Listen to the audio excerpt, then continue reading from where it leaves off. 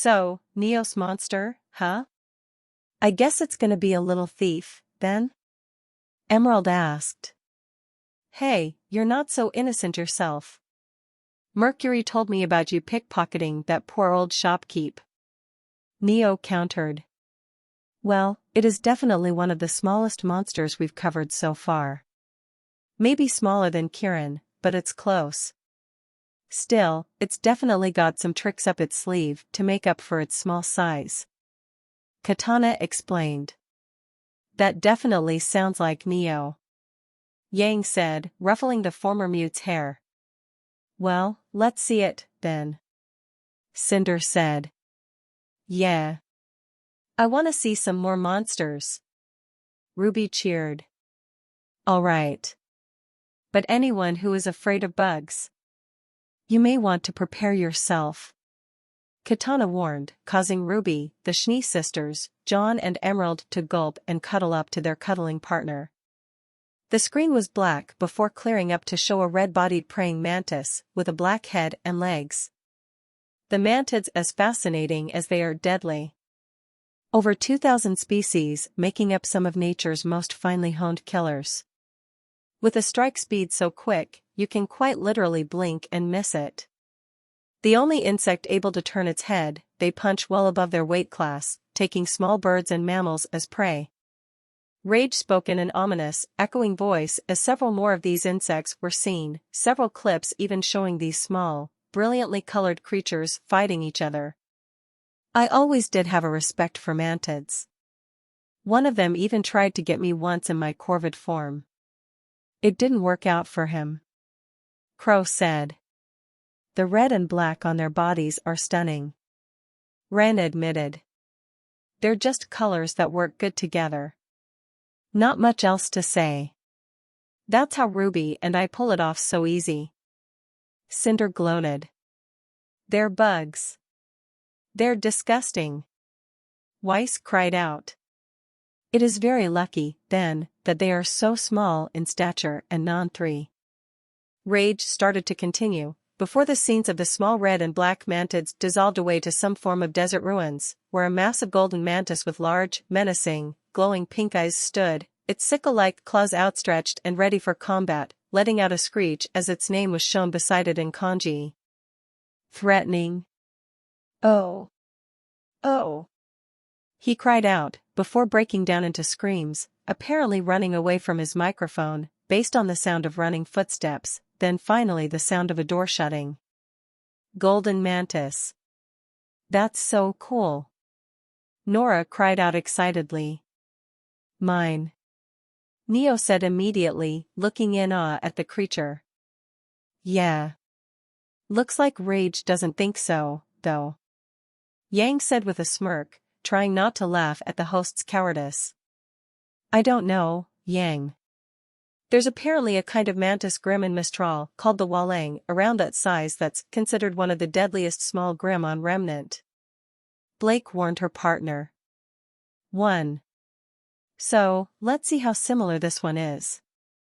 Emerald said. A test screen was then shown, before a hunter was shown charging towards the giant mantis. Say hello, then, to Ahtal-Ka. Rage properly introduced the beast as it was shown in its battle-ready stance again, letting out another shriek. The golden mantis. He declared as its music was then heard as the hunter charged in at her, readying to swing his great sword, but another shriek from the beast stopped him, forcing him to cover his ears, before recovering and re-engaging the beast, rolling forward and delivering a powerful horizontal slash. I almost mistook it for a golden statue. Weiss said in awe. Ruby looked at the creature nervously. Its glowing purple eyes are creepy, but also pretty cool. She stated. Yeah, they are. I'm digging the bits of blue I'm seeing in there, too. Coco admitted. One of the most enigmatic, cunning and fearsome creatures to ever call this world of monsters its home. Not an elder dragon, despite its strength and rarity, but a Neopteron, sharing the same classification and Celta's queen and Celta's bitch. But oh, so much more. Rage explained as a massive, bulky, four-legged scorpion-like beetle monster with shield-like mandibles was shown, then a much smaller beetle-like monster that could fly and also had sickle-like mandibles, but it had a sad face with teary eyes edited onto it. Well, the Celta's queen looks quite interesting, Ojpin said. Indeed. Although, I feel that Rage is being unfairly cruel to the flying Celtas, Penny stated, refusing to repeat the name Rage had given it. That one is only called Celtas, Katana explained. I think it's pretty cool. Velvet defended the beetle monster. Ahtal-Ka, then, is sexually dimorphic, the females larger, but a dull brown. The males, while smaller, adorned in golden decorations, so that they're simply shiny. Rage explained, music playing as he said in a singing voice. Please, giant mantis, don't eat me, he pleaded in song. However, the Ahtal-Ka. Rage started, before breaking down a bit in laughter, explaining why the name made him laugh and how it used to have a different name. 2. This man is entirely too easy to entertain, Winter said, rolling her eyes. Indeed. Still, it is a unique name that's easy to say, Glinda admitted. Changing the name based on the region sounds strange, but Earth has different languages, so it makes sense, Ironwood stated. So, if the females are a dull brown, that one must be a male, Pyrrha stated. You may think, then, that this one, being all glittery gold and gorgeous, is a male, but in fact, it is a female. A queen in her own right and master of her domain.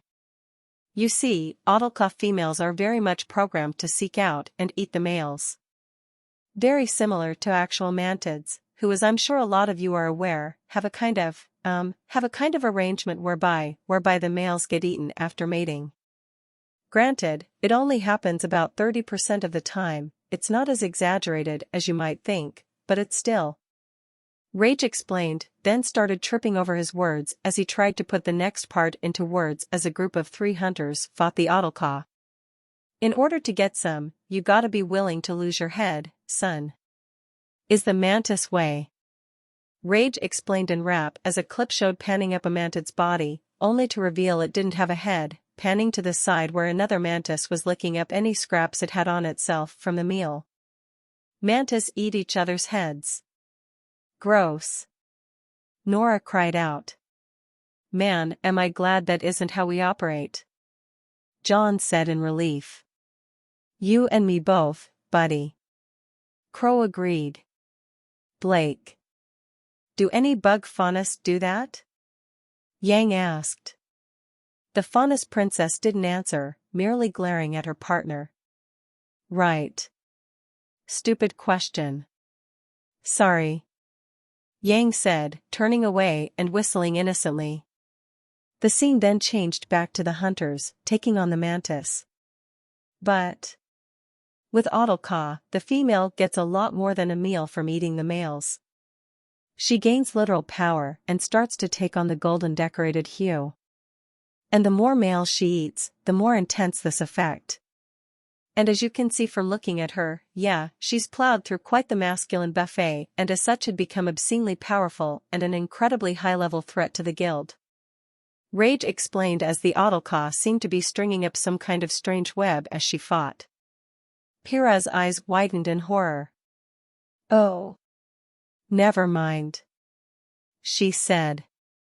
Ruby was shocked and heartbroken at this. How many daddy Ahtal-Ka did she have to eat in order to get that strong and shiny? She asked, horrified. Cinder pulled her in close. It's all right, Ruby. I'm sure she got what was coming to her, Cinder explained, but couldn't help but shudder herself. This was one more thing hitting dangerously close to home for her, and how she tried to do basically the same thing, hunt down the maidens and steal their power. Which, more than likely, Salem would have just stolen anyway. She was real happy to be off that path now. As long as they got the chance to pass down their genes, I'm sure they died happy. That's all they care about in the end, Emerald told Ruby. However, she is rare. This entire species is rare. To the point that hunters that die to them are, yes, mourned, but a lot of people feel genuine jealousy that they at least got to see the legendary walking treasure. Supposedly her beauty in person is worth the grisly death that it beckons. Rage explained as the three hunters facing the beast ran in and struck at it with their great swords, while she struck at them fiercely with her tail, claws, and even shot out some strange globs of liquid to combat the hunters, quickly scurrying back to a safe distance after a moment of taking several strong hits. Really? Some hunters think it's an honor to be killed and devoured by this thing? Winter questioned, believing those hunters to be fools. To be fair with how rare they are, it would be like seeing a once-in-a-lifetime art piece just before dying. Ashbin explained. I have to agree. Some species of mantids are very beautiful, and this one's certainly quite the sight. Glinda agreed. And let's just put her in perspective on the power scale here. Ahtal-Ka has a little bit of a habit whereby she likes to go out and collect stuff. She's a big fan of stuff, women, right? Rage said jokingly as the Ahtal-Ka uses her webs to pull large pieces of metal objects towards herself, likely to be used as weapons. All the women/girls gasped. But before they could unleash their verbal fury on the narrator. Ugh. I know, women can be so needy. Nora declared. Not gonna bother. Weiss decided. Sexist bastard. Winter growled. Still, why would a mantis need any of the various things she has lying around? Ren wondered. And she, indulges in that habit by going to a human fortifications, and she's like, I don't know what to get, so she buys everything. And by everything, I mean, decimates the entire army stationed there in minutes by herself, ransacks the entire fortress, killing every little thing and dragging everything valuable, or what she perceives to be, back to her secluded, secret empire where she hoards it and twists and turns it into, well, we'll get to that in just a moment. Rage explained as the Ahtal-Ka picked up a massive, barbed spear-like weapon and strapped it to her back with threads, using more threads to pick up and throw another one of these spears, only much older and rustier. Oh, come on. Just tell us. John pleaded. Yeah. No fair, leaving us in suspense. Ruby cried out. No, you too. I'm sure we'll learn soon enough. Pyrrha assured him. Did you all miss the part where she slaughters everyone in the fortress she invades? Cinder asked. That shouldn't be possible. Regardless of her speed and size, an entire armed force full of soldiers should be able to defeat her. Penny stated. Well, it's not just her they're dealing with. She's got quite the surprise ability up her sleeve. Katana explained. But first, let's talk weaponry, then. Because, admittedly, despite how pretty this monster is, you'd be forgiven for thinking it doesn't look like army decimating? And, look, let me tell you why you don't want to stumble across her jeweled desert kingdom. She is quick. Very quick. And her claws are sharp. Very sharp. If you find yourself face to face, you'll quickly find yourself thinking, wait, why can I see myself? Oh, I've been decapitated. And then, on top of that, she is able to lift, very much ant-like, many times her own body weight. She does this with her abdomen, which can contract and shrink in order to grip, with the little points, for example, giantess girder, which she then secures to her back with her signature, most potent and dazzling biological weaponry. Much like a spider spinning web, she can secrete and freely manipulate with a skill and mastery that would make Athena blush, a beautiful golden thread, shimmering in the setting sunday. Rage explained as there were numerous examples of Ahtal-Ka utilizing a beautiful golden thread as she fought. It's beautiful. Weiss said in awe. Oh, Neo. Coco said, snatching the former mute from her position on the couch and sitting her down in Coco's lap. What do you say, when we get these monsters, you and me go into business on a clothing line? Get Ahtal-Ka to make us some thread, then we make up some killer designs and we make bank. Heck, we could probably even make ratty-looking t-shirts and people would buy them because they're made of gold threads. The second year offered. Would that be a lot of stress on Ahtal-Ka, making too much thread all at once? Neo asked, concerned. Probably not, considering how much thread you'll see it making later on. Katana informed her. Then it's a deal. Neo declared, shaking Coco's hand.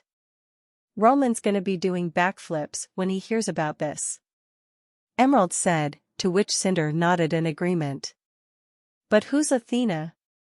Yang asked. She's the Greek goddess of war, wisdom and crafts. Whenever she wasn't helping mortals wage war, she was looking for any peacetime pursuits. And she was particularly well known for spinning and weaving. Katana explained. Fascinating. I never knew a single god could be so varied. I always believed they stuck to one thing and one thing only. These Greek gods sound quite interesting. Glinda said.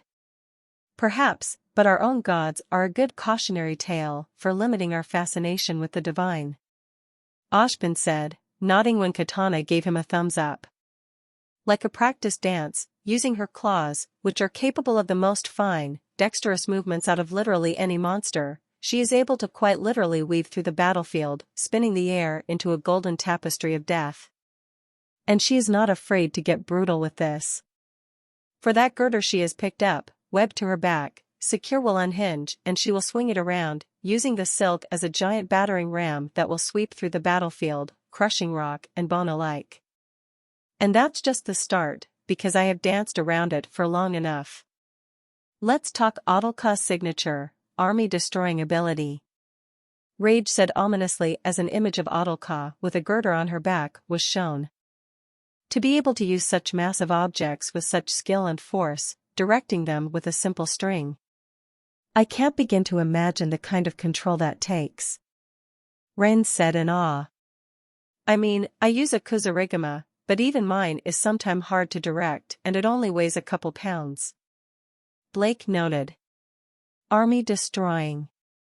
Winter said nervously, imagining what might happen if this creature used this ability against Atlas' army.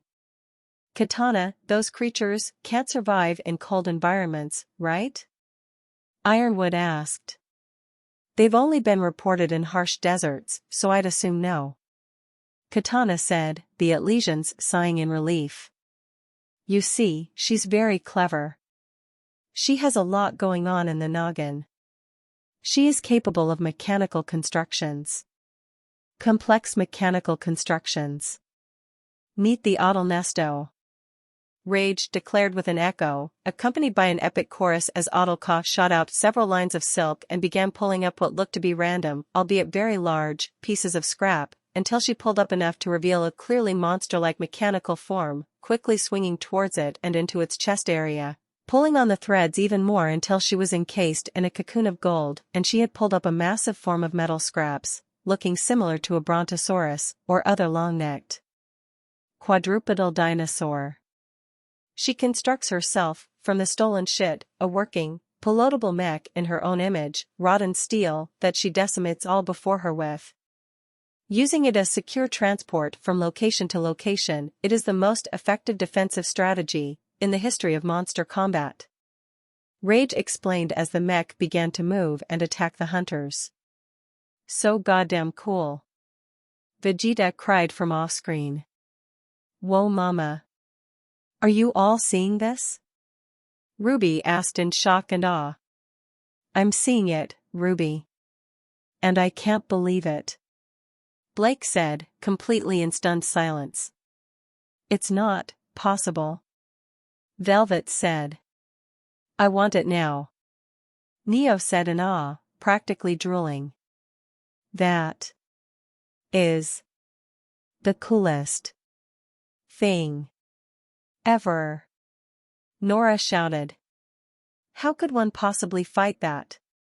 Pyrrha asked in horror. What?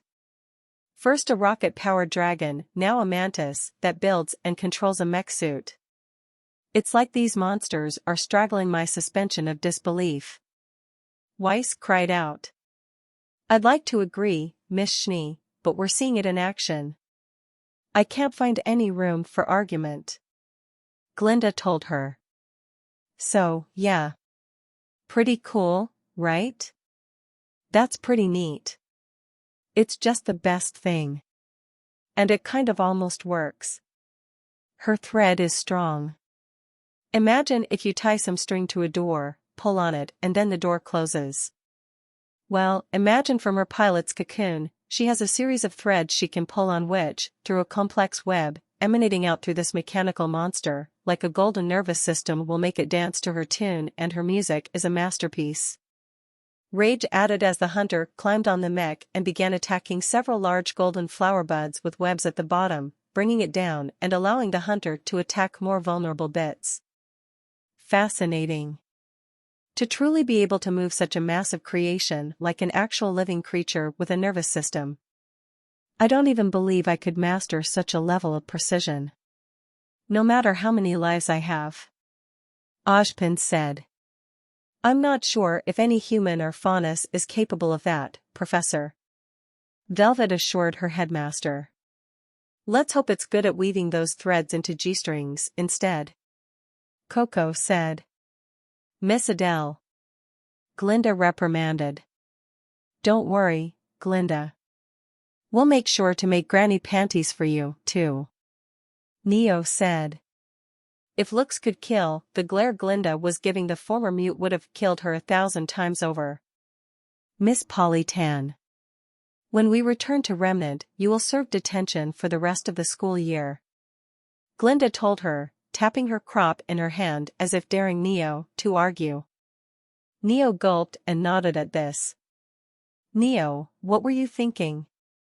Emerald asked, shocked and still somewhat horrified. While fighting this, then, well, you better hope for the best. It is nigh impenetrable to traditional attacks. Only large-scale explosions ever causing it significant damage. It is disabled by climbing it physically and severing the thread connections, which is used to control it. Eventually, with the right strike in just the right place, it will be brought to ground, where you can enter it at the pilot level and start battering through the cocoon in which she hides, slowly but surely damaging it to the point she loses control, it falls apart and she is forced to fight you once more. The quote-unquote phases of this fight, the different strategies she goes for while trying to dispose of hunters and are just incredible. Rage explained as the hunter continued to climb on the mech and damage the cocoons on it, or even dodging massive stomps that also shot up giant spikes of earth while on the ground trying to find a way up the mech. You know the best part, that thing's way bigger and more durable than those tin cans Atlas makes. Crow chuckled. I'm gonna stop you right there, Crow, as our Colossus model is at least 3 times as big and has a cannon for killing leviathans. Ironwood declared proudly. But you have to admit, sir, it's astounding that Ahtal-Ka can make such a construct from scrap and steel beams and control it with its threads. Winter admitted. Perhaps if we gave them enough material, they could find a way to strengthen the walls of Mantle. Penny pondered. Several more images of Ahtal-Nesto were shown. But it gets even better. It really does. This is just the showy part, it's not actually that effective at killing an individual target. Too large scale, but you know what is really good at killing an individual target? A big spear-like creation, pointed specifically at the thing that you want to be deatified. How would you feel if I told you she can wield a Dragonator? Rage asked, before the clip of a somewhat seasoned man was shown as he turned around, panting heavily as more terrifying orchestral music was heard. Dragonator? That's a thing? Blake asked. Yes, it's an absolutely massive spear made out of the strongest metals known to man, usually only saved for use against elder dragons. Katana explained. Whoa. Then they have to be among the strongest weapons in your world. Cinder said. Very close to the top, yes. Katana said. Those could be very useful for boats crossing the ocean that must deal with large sea grim. Ojpin stated, Ironwood nodding in agreement. Who's the guy? He could almost pass for Ojpin's brother. Yang said. That's the commander. The guy in charge of the research commission into the New World and, some people often say, obsessed with Dragonators. Katana explained. But I was right. It's too big to fight individual small targets. John said proudly. That's our fearless leader. Nora said. Yep. Phase 3 foot is when she starts picking up Dragonators. You know those fortresses she's been raiding? Yep, she's got quite the supply of Dragonators. This is where the fight really begins. Rage declared as the Ahtal-Ka swung the massive spear at the hunters before her, accompanied by awesome music, which was likely her theme. Through blood, sweat and tears we'll see you into phase 4, and this is phase that is by far the hardest, and this is the phase where she is desperate. Forced to the brink, she lets her silk fly. You can see it in the air, dancing its dance, playing along with her expert tune as she picks up a giant water wheel to send swinging round the arena, the roof now a layer of silk and thread, dancing to her elegant tune. Rage explained as the Ahtal-Ka indeed set up almost a spider web of golden threads, keeping the aforementioned wheel on its back, swinging it around and even throwing it, letting it roll around while she hung on with thread as it nearly rolled over hunters, and she even spun 3 more Dragonators in a circle around her from above. Damn, this Mantis is better at using threads than a spider. Nora said, crossing her arms, very impressed. And she has such control over them, you'd almost think she was using telekinesis. Ren agreed, equally impressed. Dazzling in the final eclectic moments of this battle for the ages. She, using the fine control she displayed for the Ahtal-Nesto, will pick up, seemingly floating in the air, triple Dragonators, spinning them around and targeting the would-be adversaries. Now, you can flash her out of it, but that's boring. She will launch them at you, like, well, come on. She's firing a Dragonator at you. That's a way to ruin your day. That's not good. That's not what you really want. And this is where everything comes to bear. You have to dodge, weave and chip away until she slowly gives up on her cling to her treasures and her life, and you can pick up some really good armor from it. I like the Ahtal-Ka armor. And her greatsword. It's not bad, I'm a fan. Rage explained as the Ahtal-Nesto was shown breaking apart, revealing Ahtal-Ka with her eyes glowing, indicating she was furious. So, thoughts? Katana asked. It might even be even cooler than Volstrax. RWBY said. Yeah. That mech thing is incredible. We could crush whole hordes of Grimm in that thing. John agreed. Or, it could crush cities, so I'm not keen on the idea of giving it to a known criminal. Ironwood said. Hey. I'm going straight after this. Besides, Coco and I already made the deal for the clothing shop. Neo defended. I like the water wheel. I want to ride on a giant wheel like that. Nora said. I wouldn't mind trying to take on that mech myself. Yang declared. It would be an interesting challenge. Winter admitted. Well then, Miss Polytan, whose monster shall we see next? Glinda asked. I'm curious about Emerald's monster. Neo said. Thanks, Neo. Emerald said with a smile. Very well. Prepare for a beast of confusion and mystery, who can disorient you or put you to sleep, before making that sleep permanent. The Malfesto. Katana declared.